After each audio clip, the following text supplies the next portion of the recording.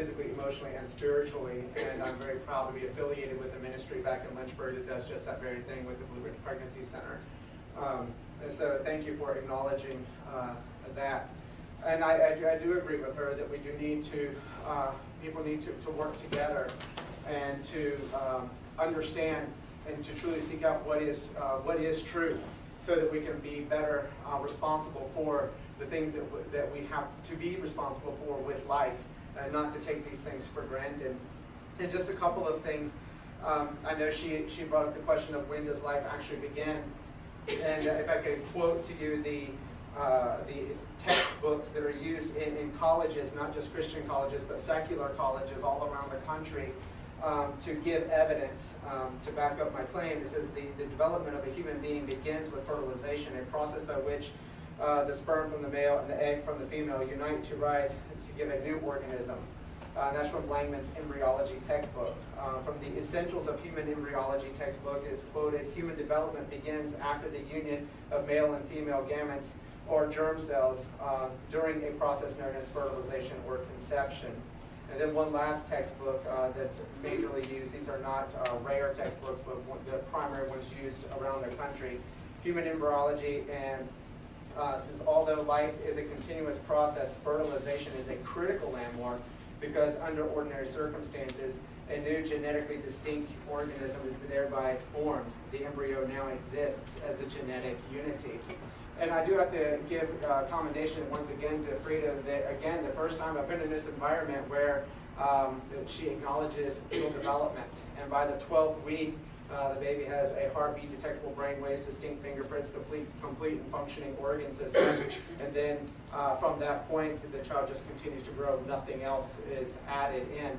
And that's something we need to understand about fetal development, that at the moment of conception, nothing else is added for that child to become the adult that you are today. And it is a growing entity in and of itself, something that no machine has the ability to do, that everything on this earth that we see, even the chairs that you're sitting in, require to be assembled to become a chair, and they need parts added to make that happen. Once conception takes place, nothing else needs to take place in order for you to become the adult that you are today. And understanding brain development, I teach teenagers and understanding brain development, that they're at a part, and I'm not knocking them because I love teenagers, and I've got a couple of my students here, so I'm defending myself. And, but it is, as teenagers go through their later teen years, they are just starting to develop the frontal lobe of their brain where they can think logical, think this way, then this, then this, then this will happen. Whereas in their earlier teen years, they are thinking emotionally. And if you've ever been around a teenager, you get that. So brain development is continuing. It is determined that it's not until someone's 40s that their brain is actually reaching a maximum form of development. So to say that, to equate brain development to define humanity would jeopardize all of our human rights at any point if someone chose to redefine what is human by brain development. A very slippery slope that we need to be cautious of. I do realize that there are hard cases, as most pro-life people do.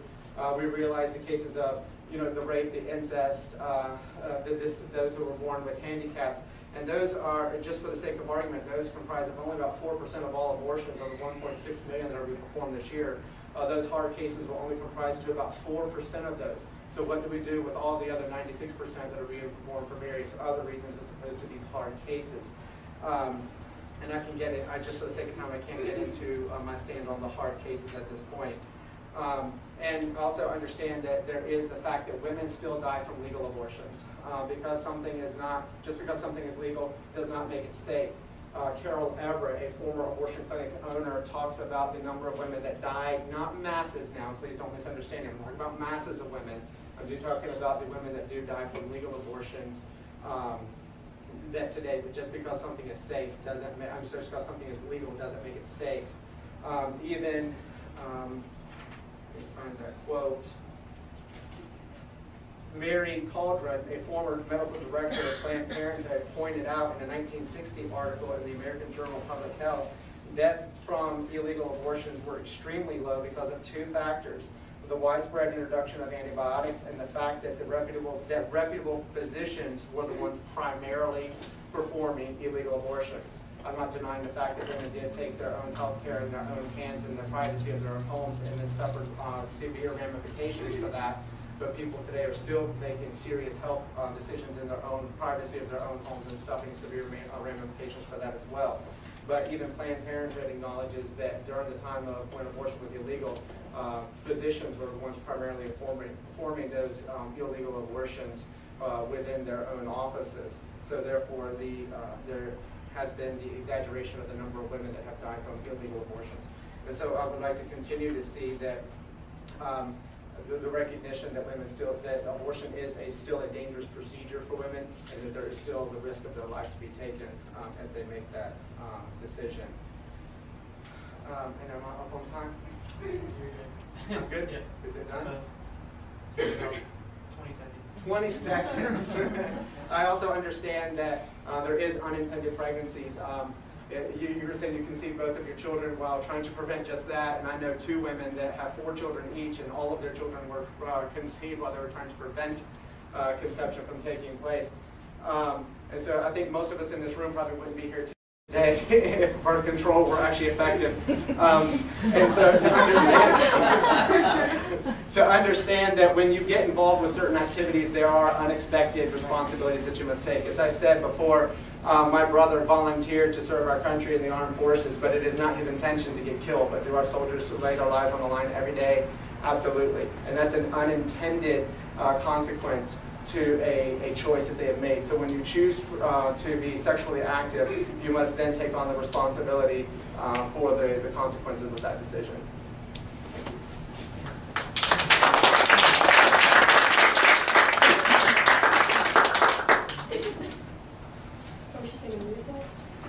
It's okay. Thank you both for speaking. I really enjoyed hearing both your sides. I'm sure everybody else did. We're going to get to the questions now that people from the club and some people in here that I haven't met. Some people sent in questions through email and on my Facebook. So I'm going to start reading those off, and I'll tell you which ones go to who. Some of them go to both of you. Oh, okay.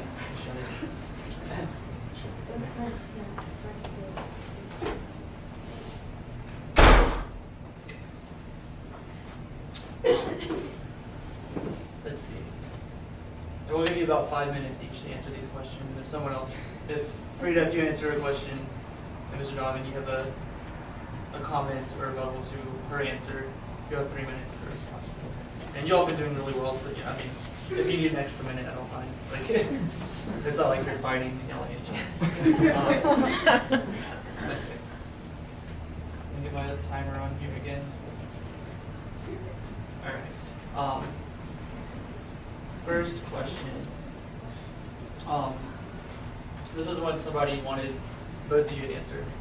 So I guess, Frida, we'll start with you since you started the last time. Sure. Do you believe men should have the right to make laws about abortion, considering abortion involves only a woman's body?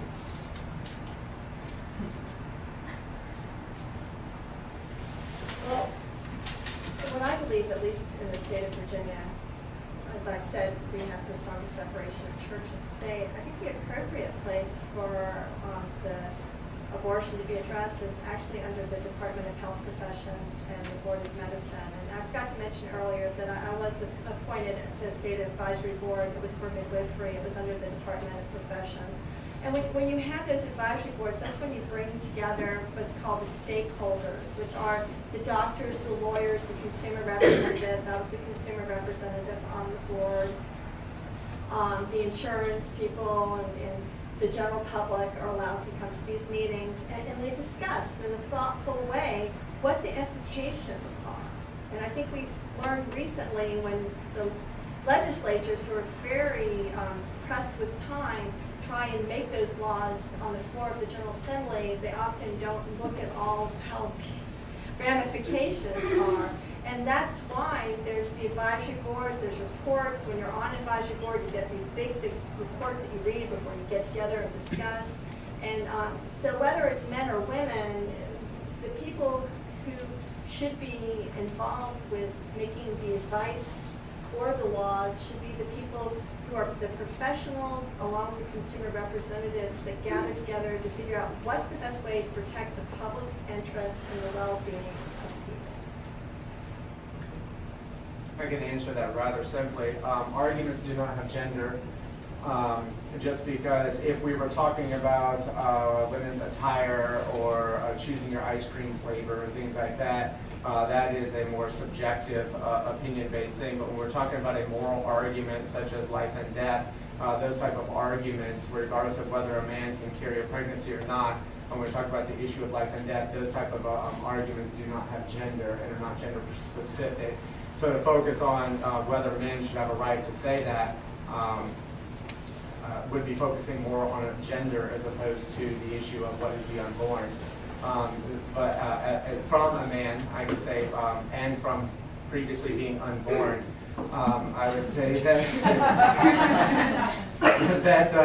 yes, I think that we should be generally, all of us should be generally involved in this issue because, again, I've done the research to show that the issue of abortion doesn't just affect that woman and her family, but it has greater ramifications throughout the life of that family, and it also has greater ramifications for our society as a whole.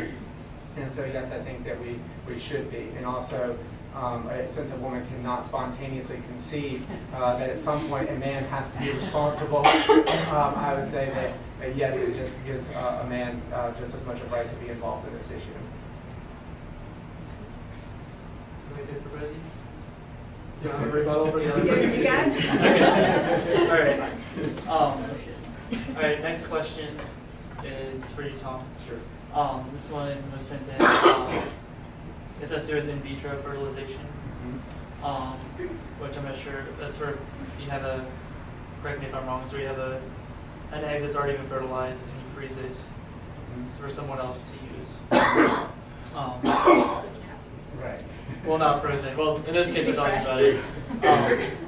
This person sent in and said that they had read that many of those unused embryos get thrown away when they're not used, and they were wondering if you consider this to be a form of abortion. When we talk about abortion, the term abortion is the willful destruction of life. So I would say, even though the same procedures are not involved, I would say this would constitute a form of abortion, a form of taking a life from an existing life that has already started. I, for one, do not agree with the in vitro fertilization process for the sake of scientific research. And if you are conceiving children in mass in petri dishes and freezing, then the only explanation for that, for the most part, is scientific research. And I think most of us would agree that using human beings as hosts for scientific research is beyond gruesome. Do you have a comment you'd like to make?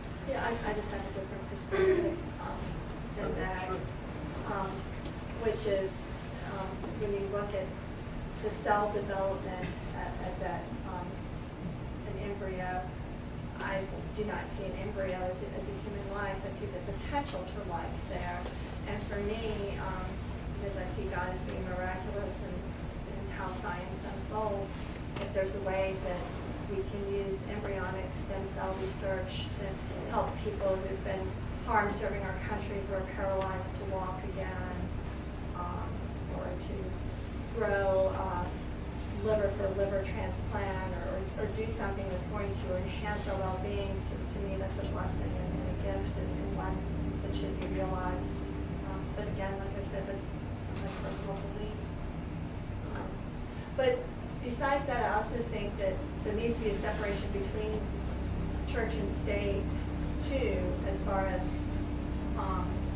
what's the well-being for the public. That my personal religious belief should be what guides that decision making that I think should be brought forth under an advisory state board, like the Department of Health Professions, or that is where scientists look at.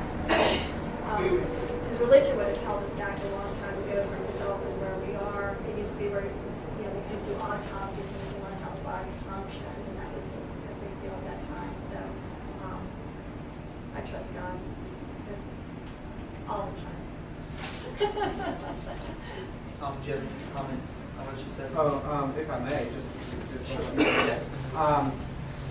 again, I was asked upon my invitation, knowing that I am a licensed pastor, I was asked if I could debate this topic without the incorporation of so much of my